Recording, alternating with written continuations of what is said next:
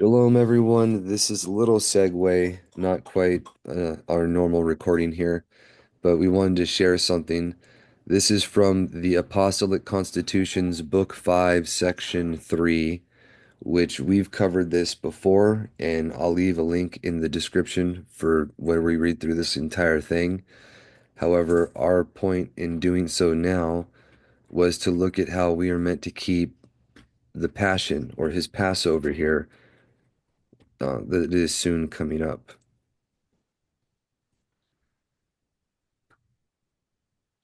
If you can see right here,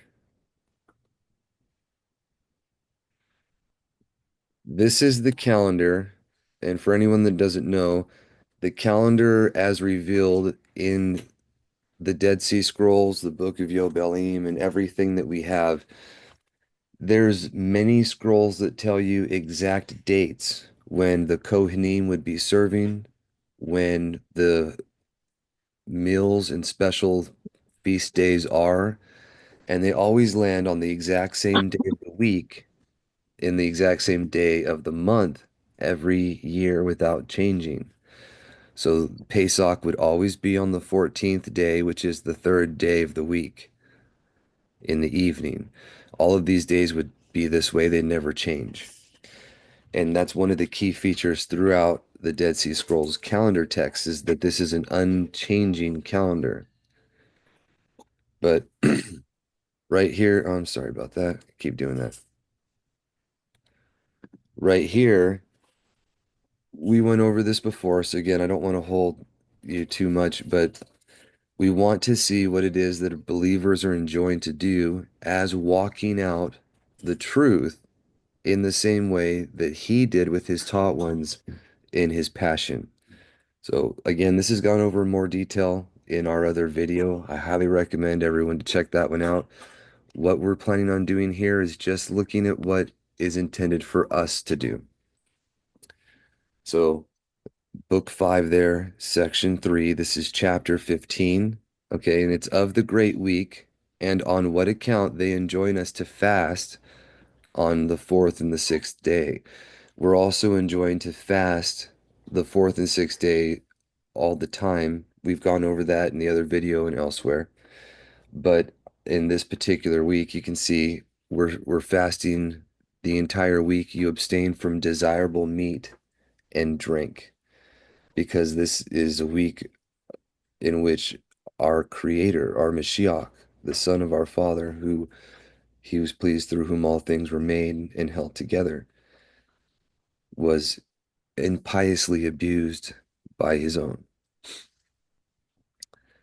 But it says, he therefore charged us himself to fast these 6 days on account of the impiety and transgression of the Yahudim. And then you can read about the accounts of what was going on there. Where he said that they would fast when the bridegroom was taken from them. Matthew 9:15, Luke 5:34 through 35, and Mark 2:19. He was commanding us withal to bewail over them and lament for their perdition. All right. The word for perdition usually from the Greek is apollyon. It's very similar to Apollyon, which is like the sun worship that they got mixed up in that is to their destruction, but he's known as Apollo the Destroyer, related to Abaddon in Hebrew, which is for destruction, which is this word perdition, they translate. But it says, for even he himself wept over them because they knew not the time of their visitation. But he commanded us to fast on the fourth and sixth days of the week, the former on account of his being betrayed, and the latter on account of his passion. But in the other video, we go over this in a little more detail. In truth, you can see in what we uncover here, our Mashiach, it says in the book of Yahukanan, accordingly 6 days before the Pesach. The Pesach is in the evening of the 14th. So you have 1, 2, 3, 4, 5, 6 On this day is when they had the dinner, and she had anointed his feet. Lazarus had been resurrected. There were some great things going on, right? On the next day, on the 10th of the first month there, on the sixth day of the week, he came into Yerushalayim riding on the donkey and the colt, where they laid down their garments in the palm branches, and they said, Hosha'ana, save us now. Baruch who is he who is coming in the name of Yahuwah, the King of Yisrael. They were announcing who he was and calling him Baruch and parading him in on the very day that they bring the lambs into their home. And he was inspected for 1, 2, 3, 4 days before the Pesach and was slain, exactly as it was foretold, as Moshe gave the appointed times, exactly as they walked it out. And it was a type and picture of exactly what the children walked out, where they kept the very Pesach, a representation of that death, were delivered, left Egypt, and then during these days, Satan was compelled to be trapped. He was released after that third day, and then compelled Pharaoh and his armies to chase after them, and then they were delivered at the Reed Sea, where the Song of Moshe and the Song of Miriam was given afterwards, following the exact same pattern. But anyways, I don't want to get too sidetracked from here. The whole point is we're going to read about what we're enjoined to do. This entire week, we're supposed to fast these 6 days where you abstain from pleasurable meats and wines or alcohol. Okay. After his resurrection, we break our fast on this Sabbath. And then you can rejoice and you keep the festival, the rest of the festival of unleavened bread, with joy because he is risen. So here, we'll go ahead and get back to that so you can see that real quick.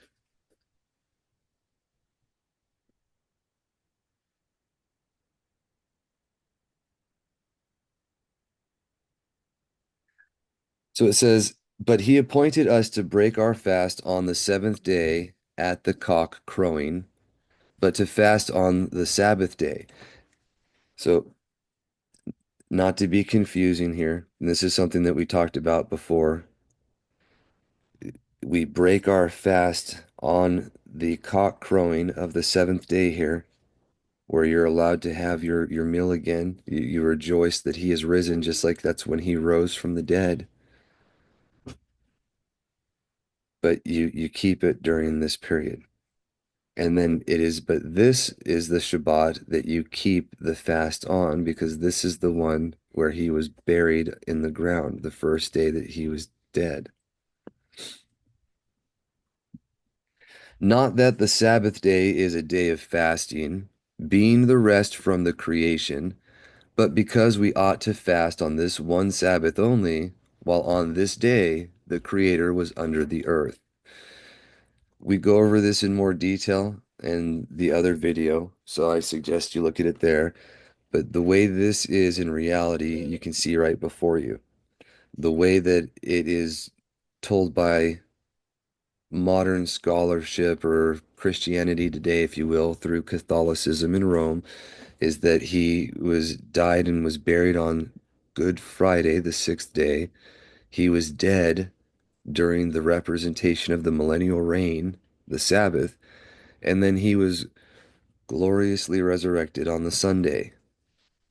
But that's contrary to the truth of everything that we've gone over. Okay. They do that because they want to twist everything to be perverted from what is true. Not the men, but the adversary of our souls, right? The real enemies that we have are the principalities and powers that sadly work through people. So when you keep in mind that it's an inversion where this is the resurrection and the life, this is the representation of the millennial reign, and he rose early dawn on the Shabbat to lead us into it. The perversion of having that backwards would be where he's dead and everyone's supposed to be mourning it.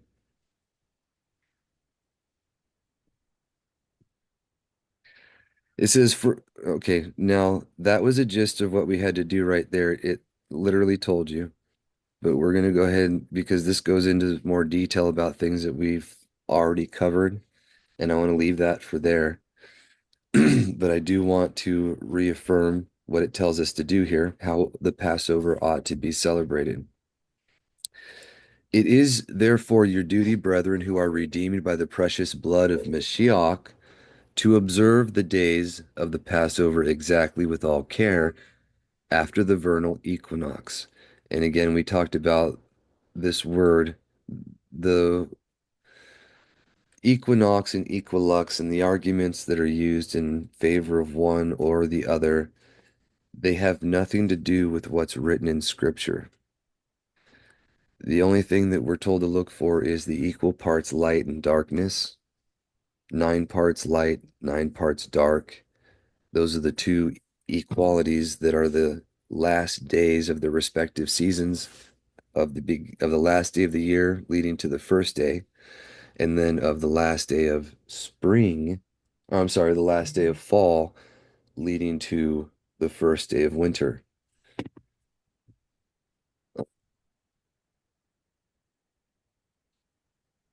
No, wait, I think I have that backwards. It should be the last day of summer going to the first day of fall. So please forgive me there. The last day of fall would be the shortest day of the year. But either way, the one thing that this does not take into account is the twilights. The equinox or the equilux or any measuring of the light with a stick can never account for the twilight, evening, and morning, which is considered part of the day. It's right there in Bereshit, and it's literally part of the seventh work in the book of Yobelim for the first part of the thing, or the first day, the seventh work, which is light, day, evening, and morning. All four of those things make up what is the light portion.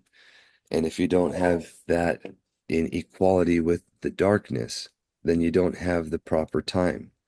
None of these things where you can look at a sundial regard the twilights, and that's the only issue that I have with them. That and you literally are making things up.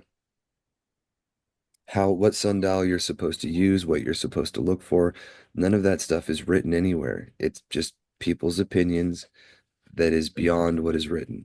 And that is expressly prohibited for believers, both plainly in the text. When you look at Proverbs, it says, the simple one goes beyond him and they are punished. You have to look at the Hebrew. It's literally what it says. It says in the English, they usually say that the simple go beyond and they are punished. But you have to look at the Hebrew. It says they go beyond him. And he is the word which Shaul says that we are told that he put things in a figure, in Apollo and him in a figure of speech in scripture, in the letters, so that we would learn not to think beyond what was written, so that we would not be puffed up one against another, right? But anyways, Cool. right here it says, after the equal day and night, you keep the Pesach, lest you be obliged to keep the memorial of the one passion twice in a year. Keep it once only in a year for him that died but once. And then it goes on in how we should keep it, which again we've covered. The the Yahudim that turned aside were not rebuked in any capacity for keeping festivals on the wrong day of the year, for observing the Sabbath starting in the evening, or for reckoning their days beginning in evening, for following a lunar calendar. None of that stuff was attributed to them until after they went apostate and they rejected the truth. And you can see right here, this is one witness of that. Another fact is that throughout all the good news accounts of the Besorah, you will not find one time where he corrects them for any of those things.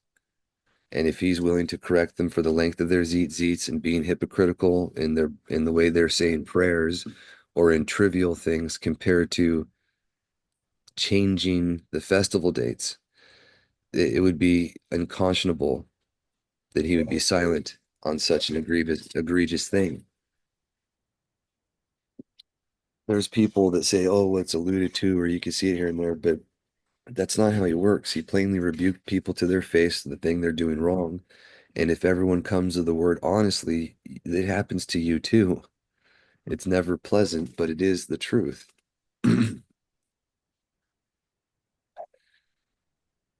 All right, so right here it says, you should therefore fast on the days of the Passover, beginning from the first of the week until the preparation.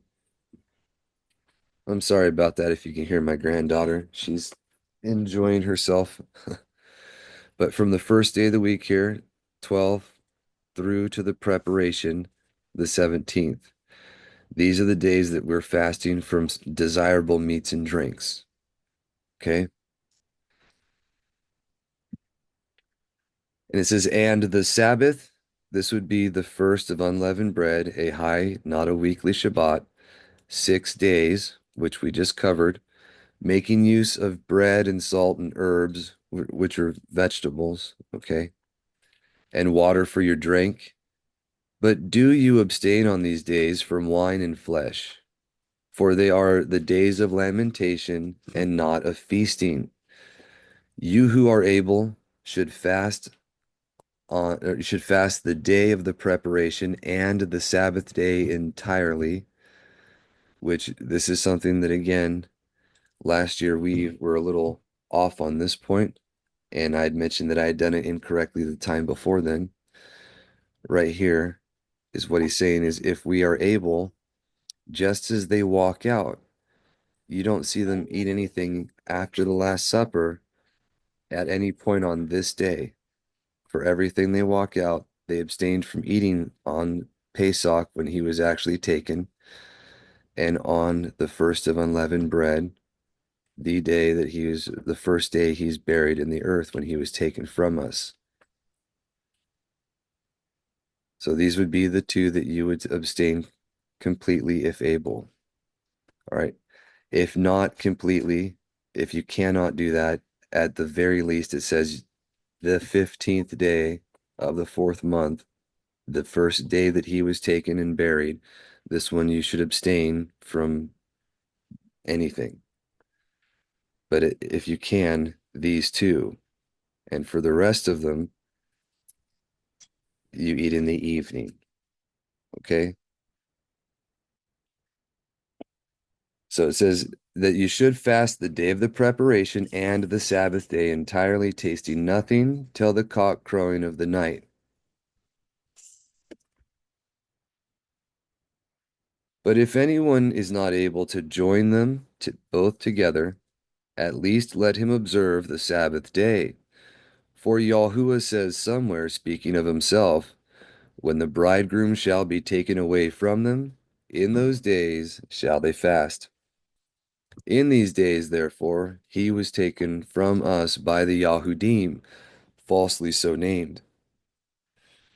Now, remember, Yahudah means he who confesses, acknowledges, and praises Yahuwah. So when they reject him and cast him away and then say, we have no king but Caesar, they're falsely called Yahudim. This is thrown around very lightly, but that they are literally the Yahudim, and they're falsely so by practice, not by lineage. It says they're beloved for the Father's sake, right? It says, and fastened to the tree and was numbered among the transgressors. Yeshayahu 53:12. He says, excuse me, wherefore we exhort you to fast on those days, as we also fasted till the evening. And you can read about it and see that they did not eat the first 2 days of that week. They didn't eat until evening time. You can literally follow these along in the accounts, which is why I think this is the legitimate way we're supposed to keep this.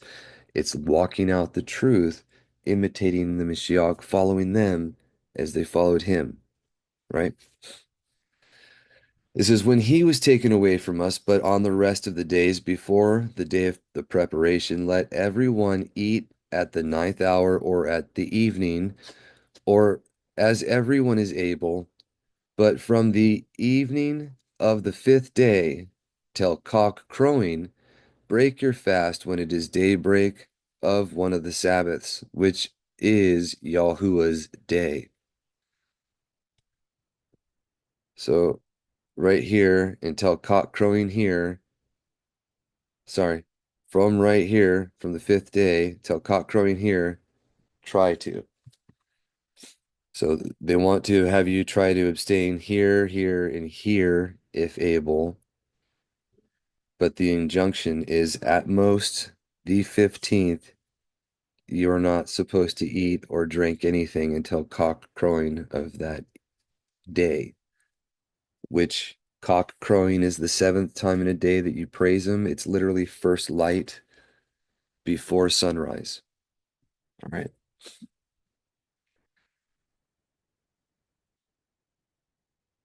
Does anyone have any questions with that part? Because that's pretty much what it tells us to do here. That's So, completely so, so yes, on the fourth day, so on the fourth day of the week, so the third day of the week being the Pesach, yes. 14th day of the month, that's when he was taken and beaten and then crucified. And he was in the grave on the 15th day or the fourth day of the week. And that's the day. So we fast all the way through the Pesach? Now, it said that he was buried before sunset on the 14th. So Right, all of exactly. that night and then all of this day. But yes, it mentions, I'll go back to it. So that's the day of the preparation is the Pesach, correct? Right. The day of the preparation, there's two of them on this week because there's two Sabbaths. This is the day of the preparation that they mention that he was taken on, that he was impaled on. You can see that most clearly in the book of Yahuchanan, where it directly says that the day of the preparation on which the Pesach was offered. This is the day of preparation that is mentioned where they prepared these spices. They waited 3 days and then they came before the Sabbath, right? So my question is, are we supposed to fast all the way through until the cock crowing before, I guess, the 16th day? So Okay. that the 14th day, the first day of unleavened bread, So we're yeah, supposed to fast through the daytime or to the evening or just all the way through till cock crowing? we'll look at it again. All right.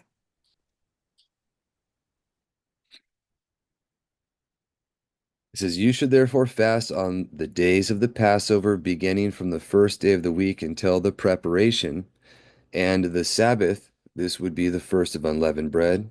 Okay. 6 days, making use of bread only, and salt and herbs and water for your drink.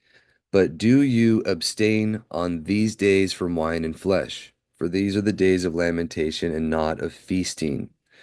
You who are able," okay? If you're not able, you should not do it. If you're diabetic, don't do it.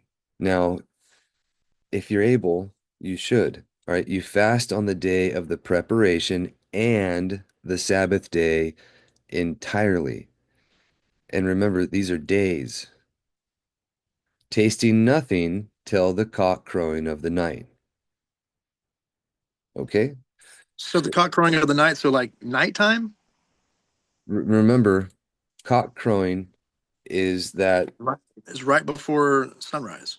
no, not right before, brother. It is Okay. right before last light. It's the darkest part of the night, cock crowing, and then bing, you have the first light hitting. So Yes, from yes, that yes. first ping of light all the way until sunrise, all of that time is still the previous day's light. But it's from that cock crowing that you're allowed to have something. Okay, so that would be like on Thursday. So I'm looking at on Thursday at cock crowing in the morning when the day is starting. Then my fast is broken Well, on the this is fifth. what fifth it day. seems to be saying because it says, I'm just going to be perfectly clear with what we're Yeah, reading there. Right yeah. here, the 12th, you fast until Hmm. the evening. You can eat at the ninth hour or an evening or right. Hmm. Same thing with right here. You fast until Hmm. the ninth hour or the evening. For the Pesach, you keep this completely. You don't eat anywhere if you're able. You don't eat during the day at all until cock Hmm. crowing. Okay. And that's the same for here. You don't eat during the day at all until cock crowing. If you're able here, you eat in the evening again, right? It says you can eat at evening.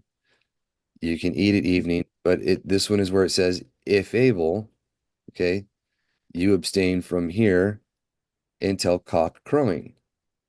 Okay. So the same way on the fourth day of the week. So if we can, we should abstain all the way through that until cock crowing before Thursday morning.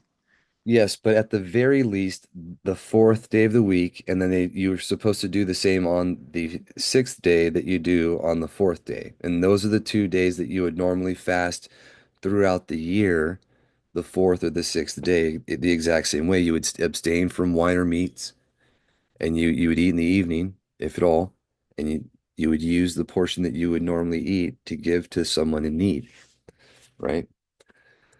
So everyone clear on that? For how that's supposed to go out now? Because we did have that a little mixed up last time, but Sister Rosie helped us fix the fourth and sixth day issue. And then this year you can see this is now correct. If able, you fast here and here. If not, just on this one. Even on these days, however, you can eat at cock crowing, which would be when you wake up before sunrise.